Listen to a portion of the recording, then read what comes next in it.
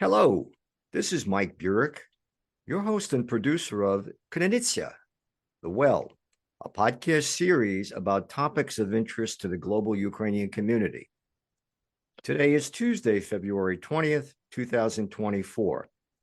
This episode is produced for The Ukrainian Weekly, a newspaper published in English for the global Ukrainian community since 1933. Our guest today is Anders Aslund, who is a Swedish economist, former senior fellow at the Atlantic Council, and a preeminent specialist on East European economies. Welcome, Anders. How are you? Thank you. Very well indeed. Nice to talk to you, Michael. Thank you so much for joining us today. To start off with, for our audience who might not know you that well, can you talk a little bit about your professional career? Yeah, basically, I'm an economist.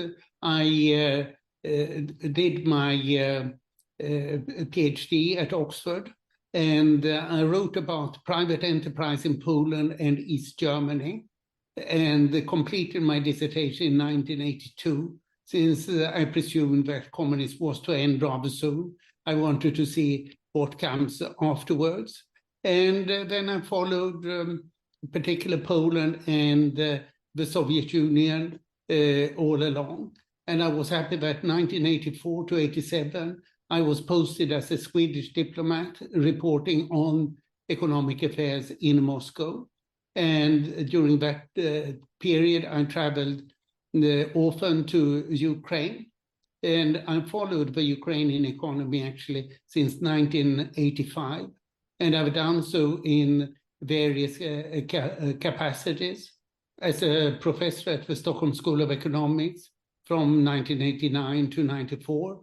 Then I worked as an economic advisor to President Kuchma from 94 to 97. I worked at 5 different think tanks in Washington for the last 30 years. And I've always dealt with the Russian economy and the Ukrainian economy. And in recent years, primarily with the Ukraine. I've been co-chairing 2 presidential commissions on economic reform in Ukraine. And I've been on a couple of boards, notably of Ukrainian state railroads. And I follow Ukraine very closely. And I know most of the people.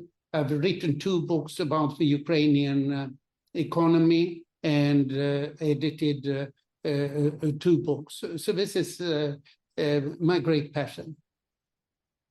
Anders, in your February 14th, 2024 article in the Kyiv Post, you wrote, Europe needs to face up to today's reality.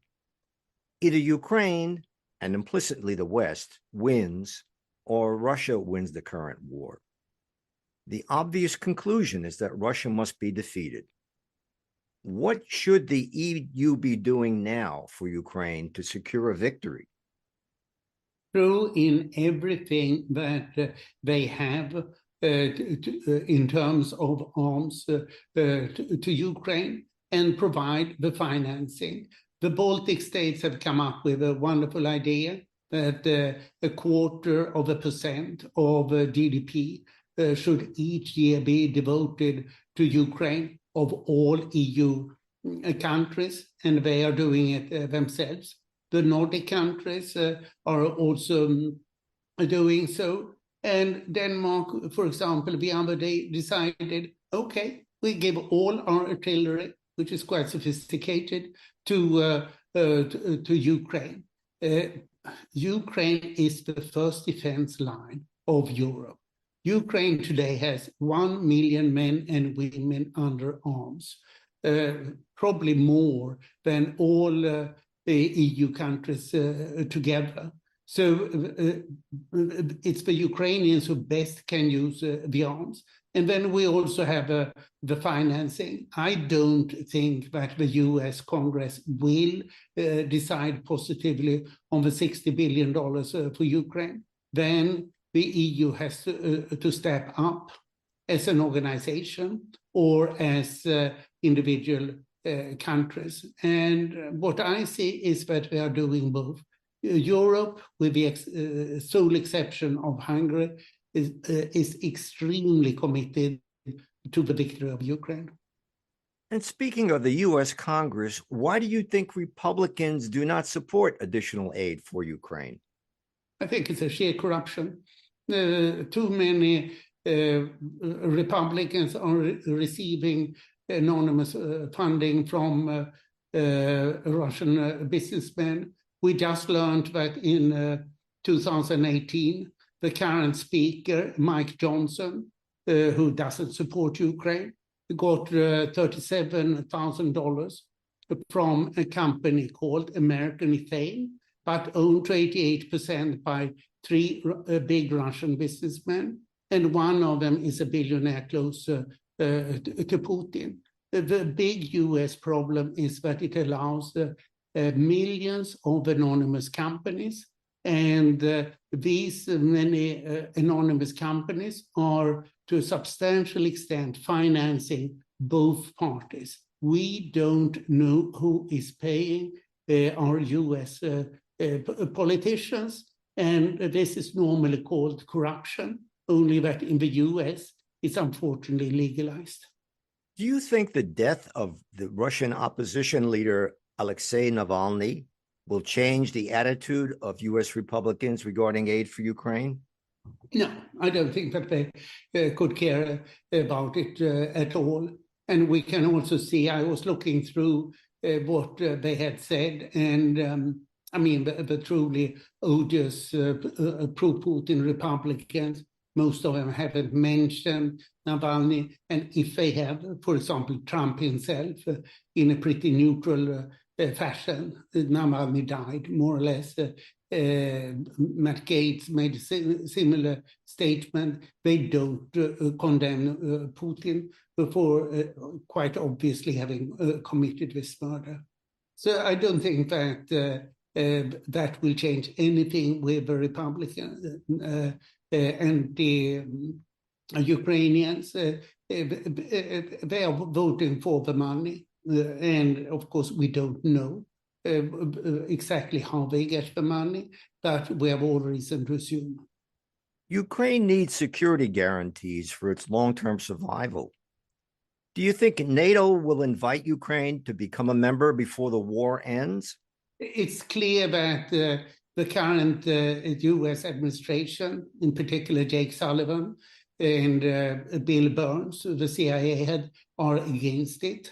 And the wishy-washy German Chancellor Olaf Scholz is against it because he doesn't seem to like decisions. And these are the two most important countries in NATO.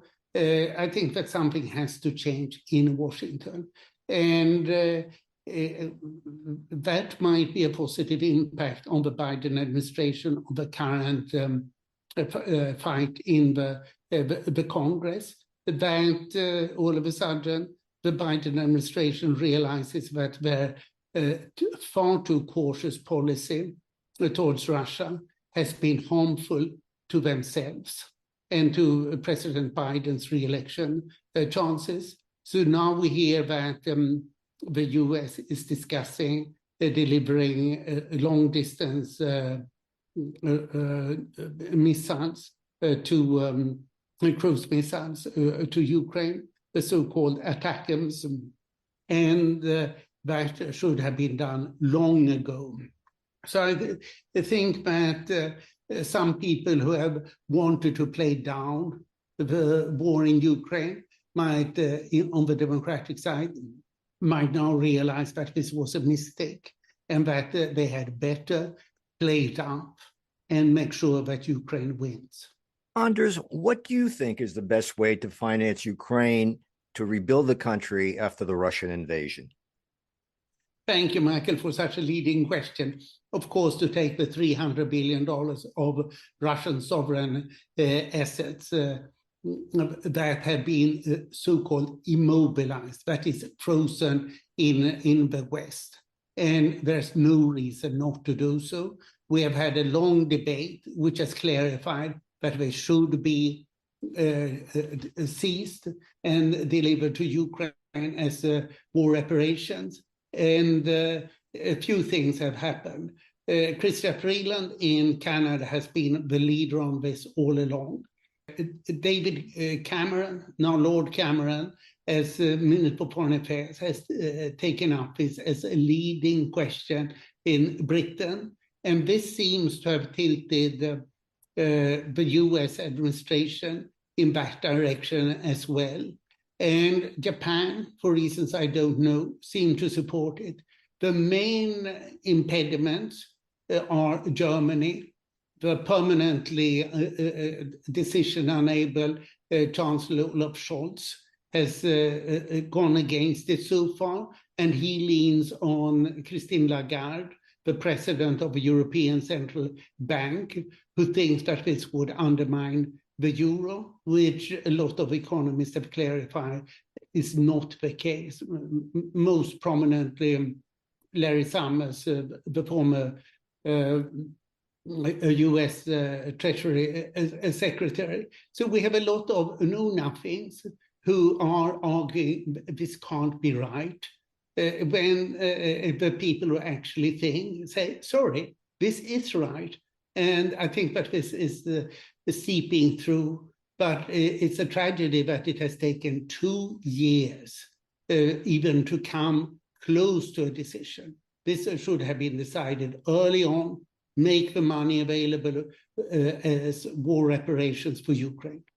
Do you think foreign investment in Ukraine will grow once the war is over? Sure, but we don't know when the war will be over, and few people invest much during the war. What we do see is that the 5 big US arms producers are very interested in going in, and so are also a couple of European arms producers, in particular Rheinmetall in Germany and Saab in Sweden, want to establish factories as fast as possible.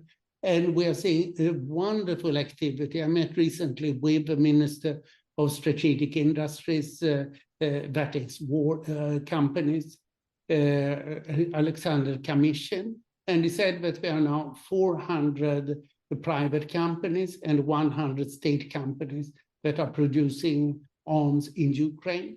In last year, they doubled their production to $2 billion. This year, they will double again to $4 billion. And he assesses that they will produce this year 1 million drones. And these are currently the most both cost-effective and militarily effective arms that Ukraine can use. And Ukraine is using them very effectively on Russian oil facilities, oil ports and refineries. So I think that this is a very important part of the current economic and military warfare that Ukraine defends itself with. Anders, unfortunately, we're just about out of time, but I do have one more question for you. What should the Ukrainian government do in the long term to encourage the growth of small and medium-sized businesses? Small and medium-sized businesses need the rule of law. And fortunately, the European Union, in its accession conditions, have stated 4 key rule of law conditions, in particular, cleaning out the thoroughly corrupt Constitutional Court and the Supreme Council of Justice. And this is what is vital to small business. The Minister of Finance, the Central Bank, and the tax authorities are behaving very well, surprisingly well, in the midst of the war.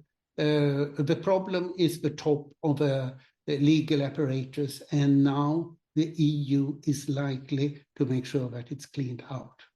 Anders, I want to thank you so much for joining us today on Krynytsia. Thank you. My pleasure. I have been speaking with Anders Aslund, a Swedish economist, former senior fellow at the Atlantic Council, and preeminent specialist on East European economies. This episode of Krynycia has been produced for The Ukrainian Weekly, a newspaper published in English for the global Ukrainian community since 1933. And I'm Mike Burek, your host and producer of Krynycia. Until next time, that's all for now.